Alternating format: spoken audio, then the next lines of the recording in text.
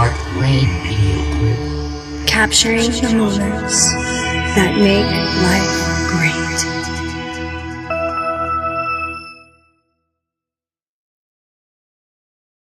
Ladies all around the world, listen up. We're looking for you. The time has come to be unstoppable together.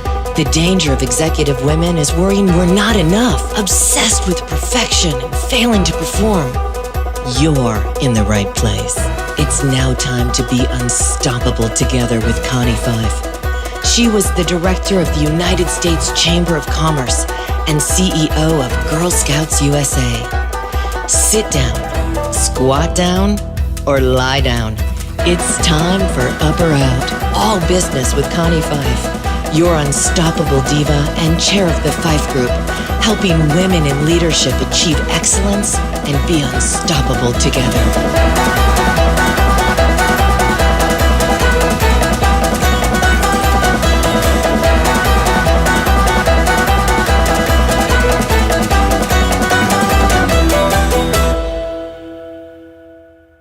Well, hello, and this is Connie Five, your unstoppable diva, and you're listening to Up or Out with Connie. Do you have a desire to move up in your organization, be heard in the boardroom, or maybe you're thinking, hey, I want to go out. I need to develop plan B. Well, that's what Up or Out is all about. We're going to help you go up in the boardroom or in the C-suite, or we're going to help you get out and start your own business and figure out what that is for you. Well, today we have a fantastic show. We have an awesome guest, someone that I've known for a lot of years. We just reconnected recently on LinkedIn. Go figure. That's what social media is all about, right? So before we go there, what's the quote for today? And that is, what do you do today that will improve all of your tomorrows? What you do today will improve all of your tomorrows. And the challenge question, what makes a brand unique?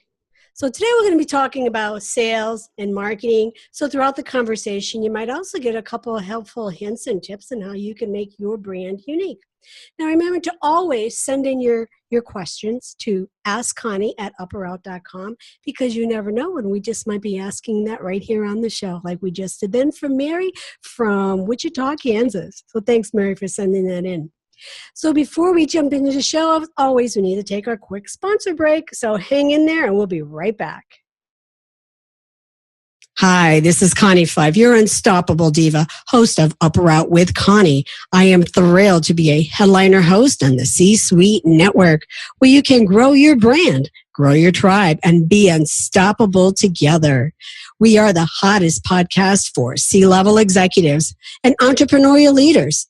Each week, we interview content leaders on leadership, personal brand, business, and influence. Continue to hear me right here on the C-Suite Network, also on iHeartRadio, SiriusXM, iTunes, and over 900 networks around the globe. Follow me on Facebook, LinkedIn, and Twitter, because you don't want to miss any of the good stuff. Until next time, this is Connie Five, your unstoppable diva. Be bold, be connected, and be unstoppable together. And we're back, and you're listening to Up or Out with Connie. Now, I said we have a fabulous guest today, and I am not kidding. We're not holding anything back today. First of all, I met this guy, 10 plus years ago probably now, and I met him at an event where I was actually the event planner, and I was working at the Chamber of Commerce at the time, and we had brought him in to be one of our speakers and trainers for an afternoon program. And there was, as you could imagine, there was some behind the scenes things going on, and I had to work through them with my staff and also with the staff at the venue that we were holding it at, not knowing that he was watching me the whole time do this. So it's Bob Burg, none other than Bob Burg. So let me tell you a little bit about this guy. Now, a subtle shift in focus really does make a big difference in your business and in your income. And that is what he is going to be talking about. And his answer to that is absolutely yes. He's an author of numerous books on sales and marketing. and influence, and with a total book sales over 1 million copies. His current book, The Go Giver, who he authored with John David Mann, has sold over 500,000 copies, and it's been translated into 21 languages. It's in its new, and it's been reissued numerous times. It's been expanded with the foreword from Huffington Post, and the founder and publisher, of course, there, Adriana Huffington. He's a strong advocate and supporter and defender of the free enterprise system, believing that the amount of money that someone makes is directly proportional to how many people you serve. I love that. I love that. Always here to serve. And he's also a very unapologetic animal fanatic. And this is the one thing I really remembered about him, about this guy. And he does serve on the board of trustees at the Furry Friends Adoption Clinic in Jupiter, Florida. So I want to welcome, and my heart is just full that you are here on our show today, Mr. Bob Burg. Well, thank you, Connie. What a lovely introduction. Thank you, and it's great, great seeing you again. And yes, we've officially known each other for a very, very long time. For a very, very long time.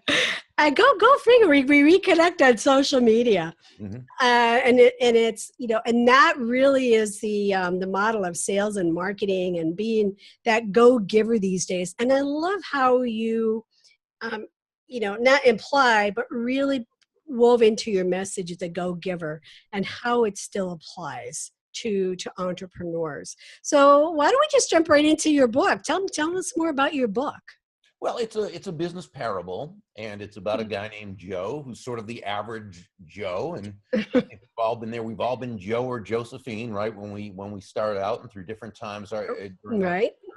So Joe begins the story as a young and up and coming guy who really is after things, and he's a good guy, and he's well intended. He works hard, but he's very focused on himself. It's all about him ultimately, and he's frustrated because as hard as he's working, he's not doing nearly as well as he thinks he should be. And a mentor by the name of Pindar, who then introduces him to some other people who share lessons with him. And what he really comes to understand by the story's end is I guess the basic premise of the story, and that is that shifting your focus from getting to giving. And when we say giving in this context, we simply mean constantly and consistently providing value to others. And that doing so is not only a nice, a pleasant way to conduct business, it's a very financially profitable way as well. And that's the one thing I talk about in my book is that you must serve before selling. Well, that's something you've always taught, and it's something you've always done, which is why you're so highly respected in the field. Yes, always serve before selling. So what's a quick review of the 5 laws that you and John talk about in the book? Sure. The 5 laws themselves are the laws of value, compensation, influence, authenticity, and receptivity. The law of value really just says that the experience you provide needs to be so outstanding, fantastic, wonderful, that this person just feels great about having done business with you. Does it cost a lot of money though to do that? That's always the biggest question. Oh, everything I do is going to cost me money, especially for an entrepreneur that are really, looking at that bottom line. No, it needn't be that way at all. Now, in the in the world today, certainly technology has leveled off the playing field, which is a good thing. But most products and services today work. Right? Most people can get a product or a service. It's nearly equal. It's pretty much the same. And so the challenge is that you can have a great product or service, but if there's no defining, quality in it, which there usually isn't, and the prospective buyer doesn't see any difference between the products, it's always going to come down to who has the lowest price. Right. Unless your last name is Walmart, trying to make low price your unique value proposition is certainly not a productive, it's not a fun, it's not a profitable way to do it. When you sell on price, you're a commodity. When you sell on value, you're a resource. So what we want people to do is make the focus the value of what they sell. But the question comes up, well, how do you do that if your service really isn't significantly different, which it probably isn't? Right. Well, you've got to be that additional value. And fortunately, in answer to your question, no, it doesn't really cost much at all in terms of financial. Now, how do you do that? Well, there are probably hundreds of ways to communicate additional value, but they Mm-hmm. come down to 5 what we call elements of value. Okay. They are excellence, consistency, attention, empathy, and appreciation. And to the degree that you can communicate one or more, hopefully all 5 Mm-hmm. of those elements of value at every single touch point with your prospective customer, your referral Mm-hmm. source, throughout the whole process, that's the degree that you take price out of the equation. And Oh, okay. you add distinct, as my colleague Scott McCain, who wrote Great Distinction, Yeah. would say, Mm-hmm. you make yourself not just different, but distinctive. Right. Yes. You take price out of the equation, and that's really what you want to do. You want to be that trusted resource. Mm. And that's what the law of value is really all about, that it's such a wonderful experience that they feel as though they're receiving much more in value than what they're paying. And while you, of course, make a very healthy profit. And then we've got to understand the difference between price and value. Price is Okay. it's a dollar figure. It's finite. It is what it is. Value, on the other hand, is the relative worth or desirability of a thing to the end user or beholder. What is it about this thing, this product, service, concept, idea, and experience? Okay. Such worth and value to them that they will willingly, or in a free market-based economy where no one's forced to do business with you, where they will willingly exchange their money for this product, service, and experience. That's really the Yeah, first and law. experience is really a buzzword right now. So now I was looking at your other 5 laws. So it's value, touch lives, Well, those are kind of a part of your academy. yeah. Well, right. The laws Okay. themselves are value, compensation, influence, authenticity, and receptivity. So Okay. create value, touch lives, build your network, be real, which is authenticity, and Right. we need to be able to receive, to Right. receive that which we've earned through providing Hmm. value. So sure. So before you went into this realm of the go-giver or providing value, what feedback were you getting from people that allowed you to really create that mind shift to look at it a different way? Well, the first book I wrote was called Endless Referrals, and I think when I came in, when you brought me in to speak, I have that book. that was basically, and what that was about was creating Mhm. relationships, and Yes. creating relationships that would lead to the know, like, and trust, which is so necessary to Yes. Hmm. wanting not only to do business with you, but refer you to others, to be your And person. that's really sales 101.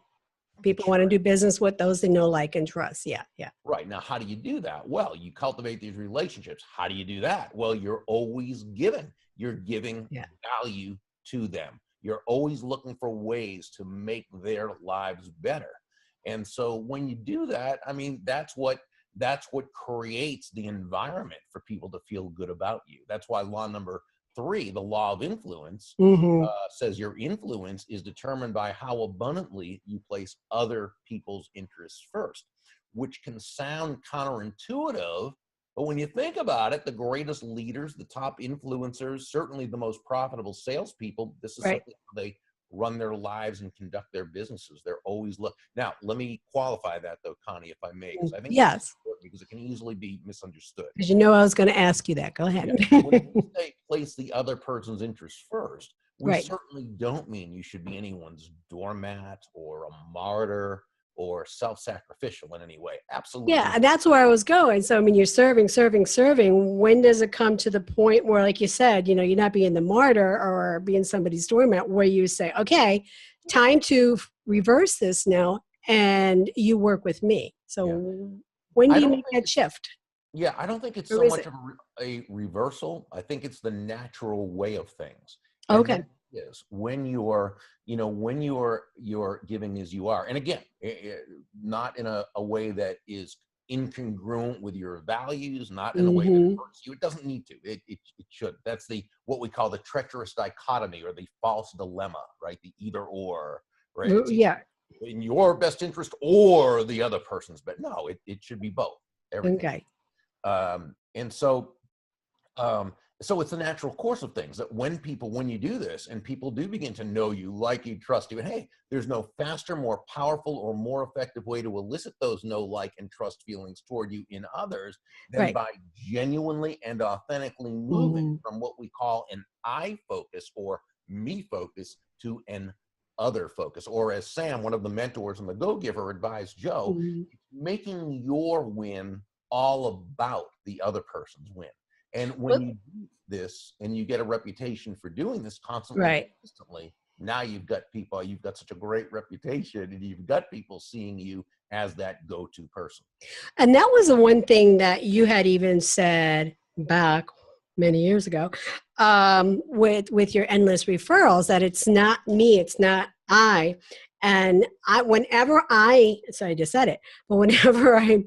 writing something or doing something, I always look at it in terms of, okay, how can I turn this around that it's not, I'm Connie 5, rather than, turning it around where the person is reading it, where it's more about them and what I'm giving and serving them. Because my philosophy is serving. And so if I could put that in paper that way as well. So that was the one thing I did learn from you. You bring up a great point, and I'll just tell you, it's very, very natural to be I-focused because it is. And whenever we write, my business partner, Kathy Tajanel, and I often write sales letters. And when we do, we probably go through them 5 or 6 times before we ever send them. And the biggest thing that we correct is the references to ourselves. All right. Okay. Our company. And we keep, we laugh about it because this is what we teach, right? And this right. Human beings. And so we'll go through the whole thing and we take it from the I to the you. It's not about us. It's about them. That's what they, right? And Even if you're telling a story, turn it into, it's not I or it's not my story, but, change that word up.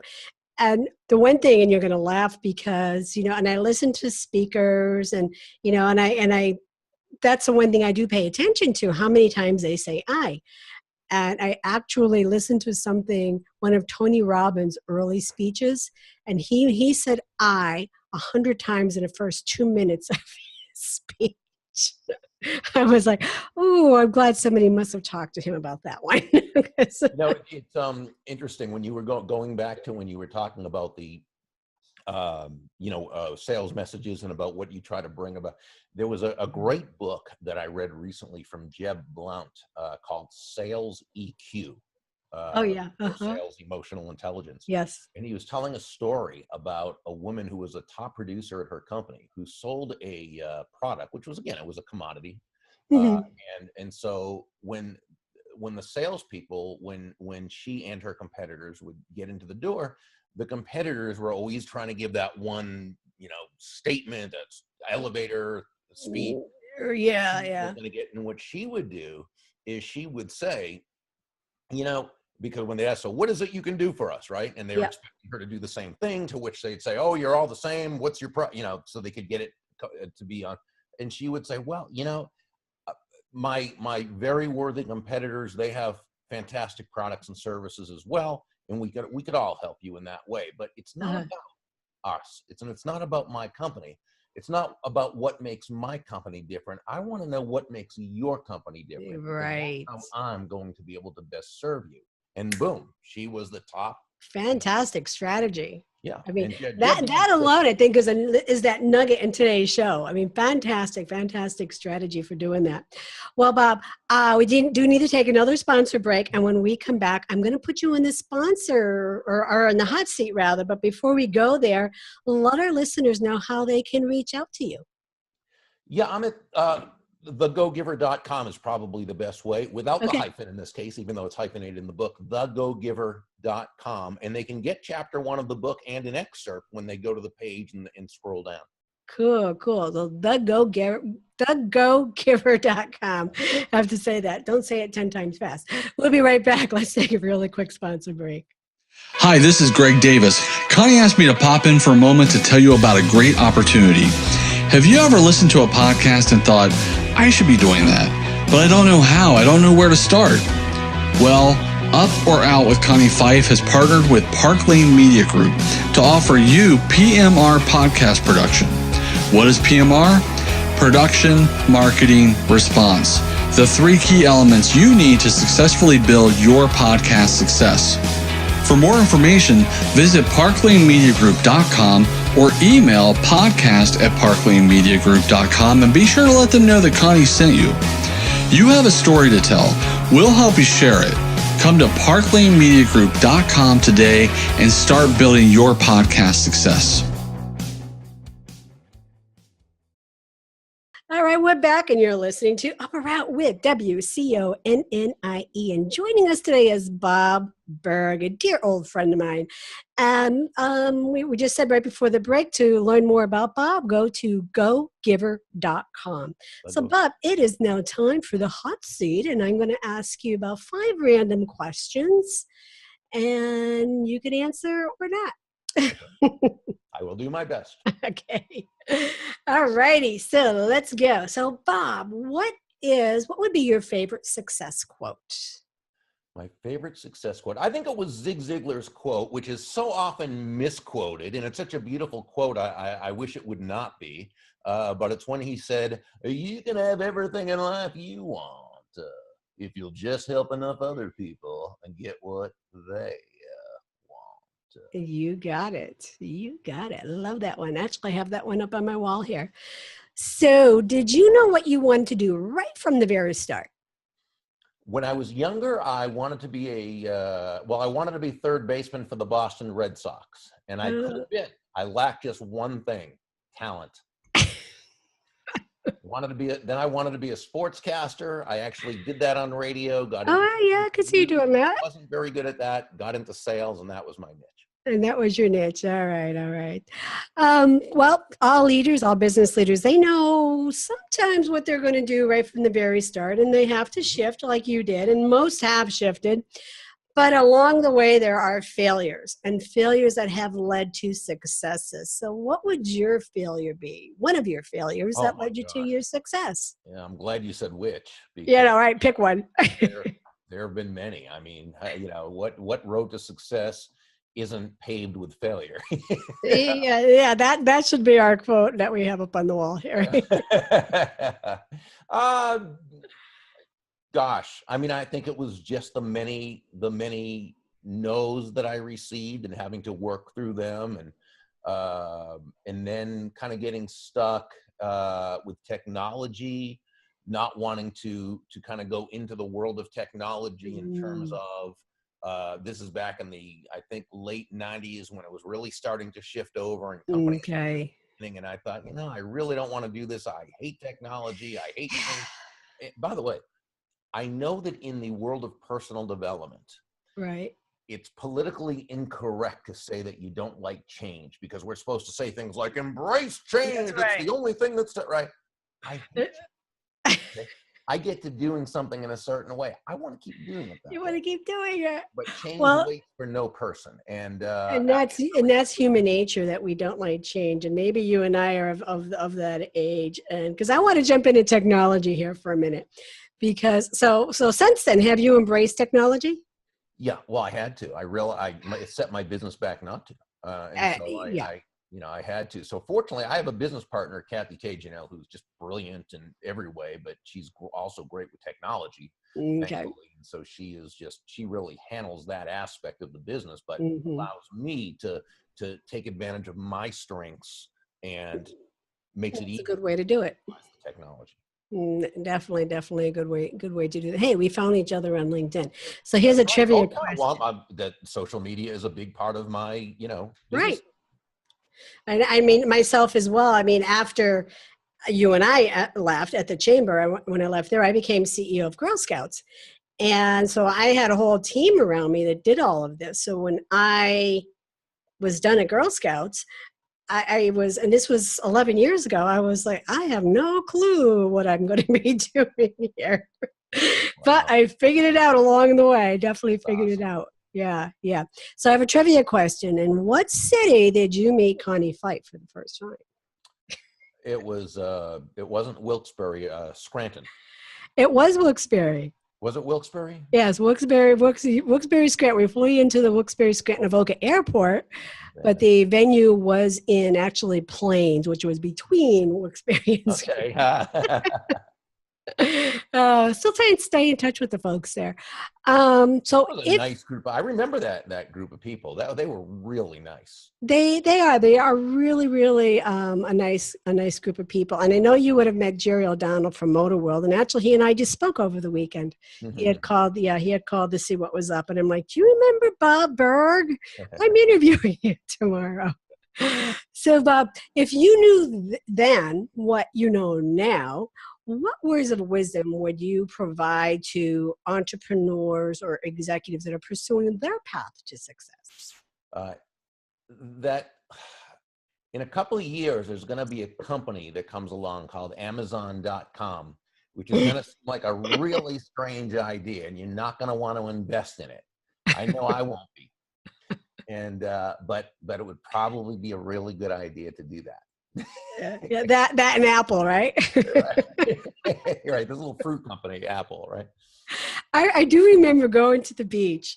This was even before, it was probably at the inception of Apple. And I remember sitting at the beach with our friends, and it was right after high school, and we're like, hey, did you hear about those guys out in California? And, and they're doing all of this technology stuff, and what is that? And, a couple years later, there's Apple. And it was the guys we were talking about at the beach. Yeah.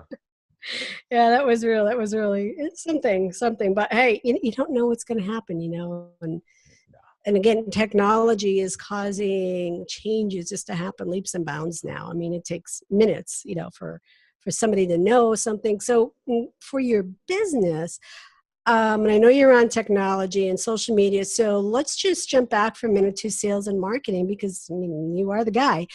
So for like an entrepreneur, like what is some advice that you have for them in terms of sales and marketing? What is the next best juicy thing right now that they should be doing? I got to just tell you, I think in a sense, it still always comes down to the foundational principles of asking what's the best way I can add value to another human being, right. company, to the this, to the that. Now, there's lots of great teachers out there and technology out there and people we can learn from, and we should, obviously, do that. Right. Another book I just read by my friend Anthony Iannarino, called, the fine art of closing, but it's not closing the sale at the end. His is the importance of just simply getting commitments throughout the process. Throughout your process, You've got to communicate value at every single one of those points in order to advance to the next. That I think is, and that's for enterprise or complex sales, but you know what? I think it's getting more and more for all types of sales. Because let's face it, again, we go back to technology, leveling off the playing field, not just in terms of products and services, but mainly in terms of knowledge. Yes. The salesperson does not often have more knowledge of the product or service, at least not significantly so, than the prospective customer. Right. So it's really now a matter of being that person out of all your competitors who can find the best ways to make that other person's life better. Right. I still think it comes down to that, even though there's always going to be ways to help us do that. So tools and strategies and right. But it still comes back to how can we serve that customer? Exactly. Because when you do that, then the sales will come. The sales will happen. Go ahead. Oh, go ahead. I was going to ask you to let our folks know one more time how they can reach you. Okay. Well, the best way again is thegogiver.com without the hyphen, thegogiver.com. At the site, you can scroll down, get a free chapter just so you can see if you like where the story is heading, because it is a business parable co-authored with the great John David Mann. And I hope you enjoy it. And we welcome you to the site. Connect with me on social media like Connie did. I know. Yeah, definitely. We're definitely on LinkedIn. Absolutely. So definitely have that. Well, Bob, thank you for being here today. I mean, I guess, again, like I said, my heart is full. I'm just honored that you are here today. So Bob Burg, everyone, author. I know he's a speaker and trainer, expert in influencer and sales and marketing, and he could definitely help take your business to the next level. So connect with him. You never know what you might find out from him. And thanks for being part of our community. Keep sending in all of your success stories, and we will definitely add them to the show. And we want to thank you for being here. And we want you to continue to be motivated to take action. And as always, connect with us on LinkedIn, Twitter, Facebook, iTunes, and share the show with your friends because we love our listeners. It's been great being here with you today. Ask yourself, if you could do something different to get a different result, what would you be doing right now? This is Connie, your unstoppable diva, and you're listening to Up or Out with Connie. Until next time, be bold, be connected, and be unstoppable together.